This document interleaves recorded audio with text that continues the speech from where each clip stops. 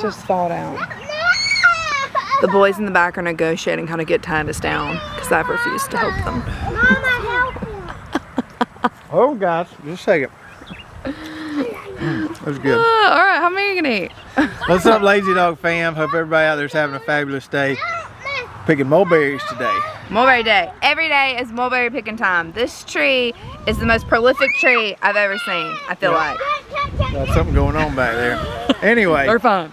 picking mulberries, eating mulberries, getting stained hands from mulberries. It's your favorite thing. Yep. Don't wear nice clothes when you're doing this. Do not. All right, let's get started. So if you're not familiar with what a mulberry is, looks like a blackberry that kind of grows on a tree. So they start out red and then they ripen to this dark color here when they're ready. And they don't have seeds like blackberries. They're a little sweeter, not quite as tart as a blackberry. You can see the size of this tree here. It's pretty big and it just loads up every year. No way we can ever get all of them, but we just pick what we can reach. And you have to pick them dang near every day if you want to get them all. Once they get ripe, they fall off pretty easily, or you can pick them all pretty easily. And if it comes a rain or windstorm, they'll fall on the ground like this. You're just going to have this. You'll lose a lot of them this way. Birds knock them down. Wind, rain knocks them down. So we just get what we can when we got time to get out here and harvest them. There's plenty to go around. Definitely no shortage of mulberries. Okay, I'm worried you're gonna, just a few. That's too many to eat. So how old do you think this mulberry tree is, honey? I asked Daddy and he said it's been here, I want to say like 30 years. So it's planted in I think. No, it's planted in the 90s? I thought the house was built in the 60s. It was, but I don't think, like this used to have like a big barn back here. I don't think he planted it till after my granny died. So maybe in the 90s? I would say about 30 years. Okay. 25, 30 years. So it's taken 30 years to get this big? Yeah. I feel like we have pirates. Yeah. It's like I keep getting the mulberry tax. And no, we have not been beating our kids. Titus thought it was a good idea to rub mulberries all over Abram's back there. Look in Titus's hair. Abram said that's me. I tell you, you got mulberry head, purple hair. Let me eat. What the mulberry is grabbing. You can't keep them picked, honey, because they're eating them all. I know that, and it really is frustrating. Every time I get a bubble, he takes like a huge thing of it. Okay. How about you start picking some? What? My hair is purple. So we used to sell these when we had our veggie bag thing, right? Yeah, and a lot of people had never tried them before. I guess I had never tried them before we moved here either. You can't really buy them at a grocery store. Have you noticed that? Yeah, never seen them. But they're delicious. The first year, sure. The first year we came here, we made lemon sorbet with them in the ice cream maker. You remember that? Yeah, that was good. That was good. Titus looks like the Joker. Batman with all that He over. keeps trying to take all of them. Okay, no more. You have to pick what you eat. Stella, are the mulberries good? You gonna get a belly ache. Uh-oh. Tata just gave you some more. There were two mulberries. So we're gonna try to make some jelly with these. We've always just eaten them fresh. We've made smoothies with them. We've made ice cream with them. We've never made jelly with them. So we're gonna give that a try. I feel like there's still so many left on here. Oh like, yeah, you can tell. Yeah, you're never gonna get them all. And you can pull the limbs down and get some of those up there, but let the birds have those at the top. You'll never get them all. They just fall off once they get Too right. really ripe here. Nice little treat to have. Mulberry tree in the yard. I would have never thought to plant one myself. I've seen a few people mention that they're planting them at their house. Yeah, yeah. We were at took a tour of Stark Brothers, which is in Missouri. They sell fruit trees online, and they had some there planted. Whoa! About to get knocked out. They had a variety there called Illinois Everbearing, something like that, some Everbearing mulberry, and they were a lot longer than these, and they were pretty good. And supposedly up there they make all year round, whereas here It's the first fruit to come in the spring, and these will be done in a few weeks. Yeah. They don't make all throughout the warm season, but this variety in Missouri evidently did. So we didn't pick all the mulberries, but I got a good bowl full here. It's a bunch. And we picked some the other day and got this. Yep. So we got 3 cups of juice there. So the first thing we want to show you how we get from this to that, and then it's going to be jelly time. Ooh, jelly time. The first thing that you need to make jelly is the Sure Gel Pectin. You can use regular pectin or the low sugar. You have to follow the directions in the box exactly. The low sugar pectin just means that you use less amount of sugar.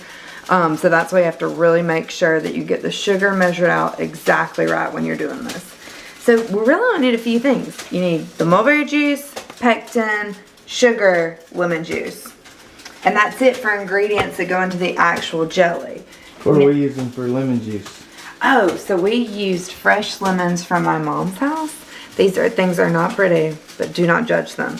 Because I got over ½ a cup of lemon juice from 1 lemon. So, and it almost, look, I don't know if you can see the color. You know, like when you buy it from the store, it usually looks clear. This stuff is so good, so fresh. So if you can use a fresh lemon, use it. And don't skip out on this part, because the acidity is really what helps balance out your jellies and makes them set. So you want to make sure you have the lemon juice. Now for actual supplies that we have, you're going to need little jars. You can put them in big jars too, but I think it's just better to put them in little jars because who knows when you're going to use a huge thing of jelly. You'll need bands and then lids.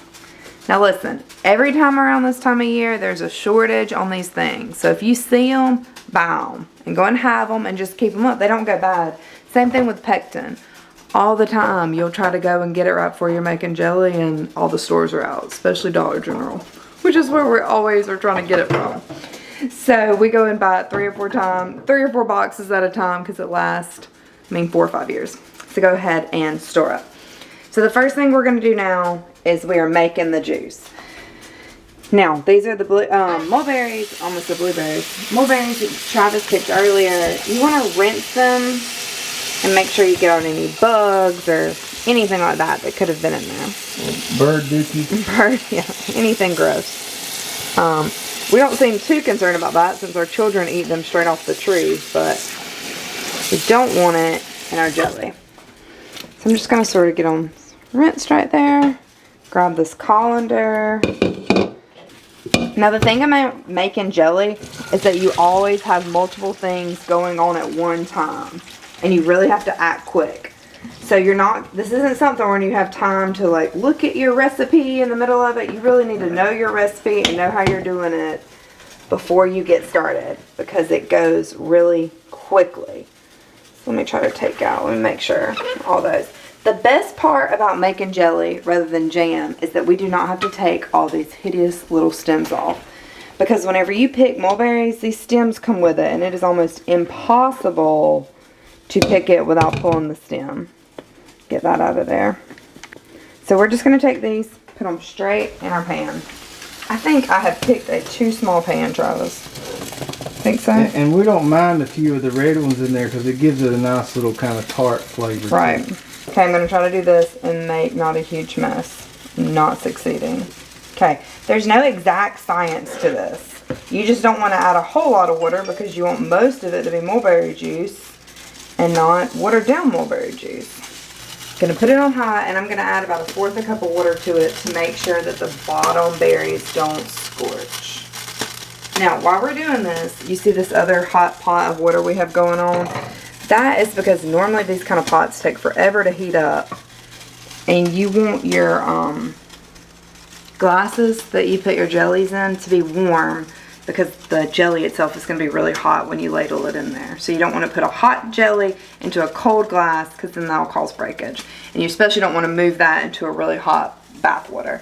And that's how we are going to seal them, is that we don't have to pressure cook them, thank goodness. We're just going to do a 5-minute hot bath water. Trying to figure out what utensil I want to use. We have this neat little, oh, here it is. It's actually for cutting up meat and like hamburger meat, but it works perfect for this. If you don't have this, potato masher, anything else that can really get in here. So I go ahead and just sort of start mashing and stirring. This usually takes, whenever we did it last time, it took about 5 or 6 minutes. So right now it's real solid, but it's going to start getting really liquidy as these mulberries start cooking down. Now, you're not going for complete emulsification here. Right. Just trying to just get those juices flowing a little bit. Exactly. Just trying to break it down some. And the more it cooks, the softer it's going to get and the more it's going to break down. So I'm just helping it along right now so it doesn't scorch. I wanted to have a little bit more liquid so it would start doing some of the work itself. This is just something I made up so you didn't have the colander sitting flat in the bowl. So I just took a small, tiny like fruit bowl, put it upside down to give my colander some height, and then I put my colander on top of that. Now you'll drape cheesecloth inside of your colander. We just go ahead and buy cheesecloth off Amazon. You never know when you'll need it. So it's just a good staple to have around the house, and especially whenever you start doing jams and jelly, because you're going to use them more than you think. Getting close? It's getting close. Okay, this looks good and liquidy. Now, so we're going to go ahead and pour it into our colander. Oh my goodness, I'm going to get everything stained with this juice. Okay, so it is hot. Okay, so I've seen it done a few ways. You can just let it sit here yourself, by itself, or you can start manipulating it and pushing it down. So use a spoon, whatever you got. I just use this great big spoon and just start pushing down this mulberry mash to get out extra juice. You can also pick the cheesecloth up and sort of squish it. That's really messy, and I'm just... Is there a certain amount of juice you're needing for this recipe that you're... You need 3 cups, but I did read that if you're only able to get 2.5, you can use up to half a cup of water. So once you squeeze all the goodie out, look down there, there's a ton of juice.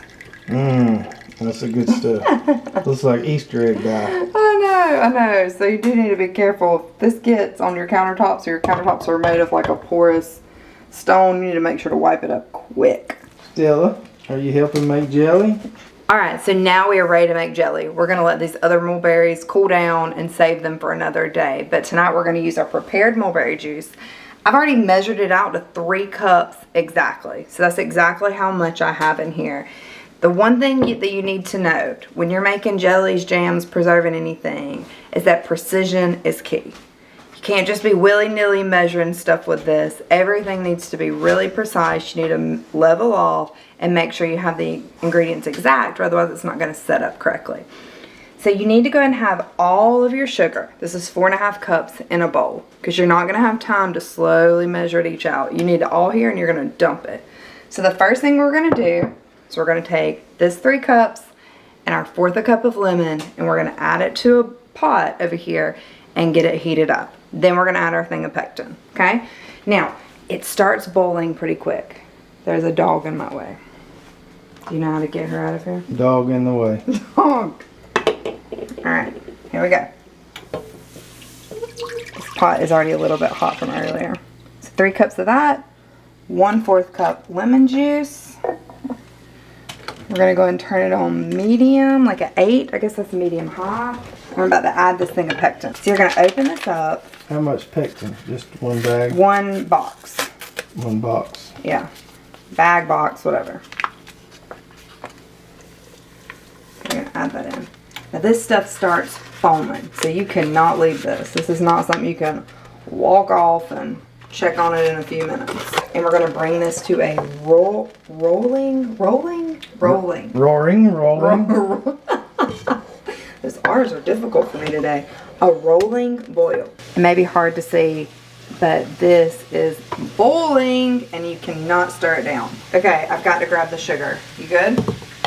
Don't let anything happen. Okay. Now, we have to bring this back to a boil, just like we had before, and then cook it for 1 minute exactly, and then remove it off of the stove. So this is when you said you gotta have everything ready. Right. So the jars are over there, they're already hot. I'll lay them out really quick, because it'll take this probably 30 seconds, 45 seconds to get up to that boil again. So you keep stirring it the whole time. 1, that helps it not boil over. But 2, it just helps make sure it doesn't stick. 5, 4, 3, 2, 1. Okay. That's time. Ooh, watch out. Barefoot, be careful.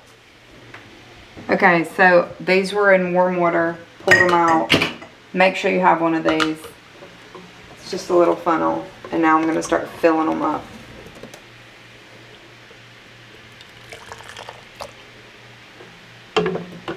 And you can pretty much guarantee that rag there is going to be stained by the time it's all over. Not that you're not a good pourer, but hard to do this without making a mess. Yeah, I normally do it inside the sink just to make things a little bit easier. But, so you'll want to leave 1/4 of an inch of head space. It's hard with jelly because it's so liquidy and it kind of gets messy. So make sure you have a paper towel or something nearby to be able to wipe off the lid really well. Usually, if we're not filming this, Travis is helping me and he's wiping off and putting lids on as I go to the next one. So that one's ready. I'm going to show you how to do it really quick though, to put the lid on. So you'll wipe it off. They used to say boil these, but now as times have gone on, you really don't need to boil them anymore. That was the way they said to make them seal. It does make them a little bit tackier and stay on the center of your jar better though. There you go. Woo, that's hot. So I was wondering, why did this only make 3 of these? And then I realized that it would have made 6 to 8 of these size. This is what people normally give out for a jelly or jam jar. But we use these bigger ones just because our boys go through a ton of jelly. Okay, so I'm gonna grab this, walk it over here, put it into our water. Now you're gonna want 1 to 2 inches over the top of these. So we're going to need to add a little more water. Well, you don't know that until you add all of them in there because it displaces the water. So some people put a rag in the bottom of their pot, or a rack would be really nice, but we don't have one that would fit this one. So with these small amount of jars, and they shouldn't be clanging around too much, if you had this full and had 7 or 8 in there, you would definitely want a rag at the bottom to help them from rattling so much and then breaking. But these should be fine like this. So we hope so. No breaking jars, what we're hoping for. So let's set a timer for 5 minutes. So our 5-minute timer went off. Sort of tilt them a little bit to get out the excess water on top, and then put them straight on a cloth or something else that's heat resistant. You do not want to put these straight on your countertops. Get the 3rd one out. And this is where they'll stay for the rest of the night. We are hoping to hear these go pop, pop, pop. There's no better sound than that when you're canning something, because that's how you know it's sealed. If it didn't seal, then you just put it in the fridge and you have to use it. But if it seals, then that means you can put it up. I'm not sure exactly how long this jelly would be good for. I'd say at least a year or so. Wouldn't you, Trav? Okay, I think so too. I'd say a year or 2, but we'll say just a year. Once these dry off, I have cute little labels you can put on the top, or old school, just get a Sharpie, write the year on it and what kind of jelly it is. So I hope you guys enjoy. If you make some, put it in the comments below. Tell us how it turned out. Tell us if you got a different recipe that you loved using. I just tried some that was in the bowl and it was delicious. So if this doesn't become a jelly and it's just a syrup, I think the boys would still be a-okay with that. So let us know what you think. Thanks for watching. Don't forget to subscribe, ring that bell, ding, ding, ding, and keep following us along for all of our other adventures. Thanks, guys. Bye. Oh, farewell. By the beauty of your life.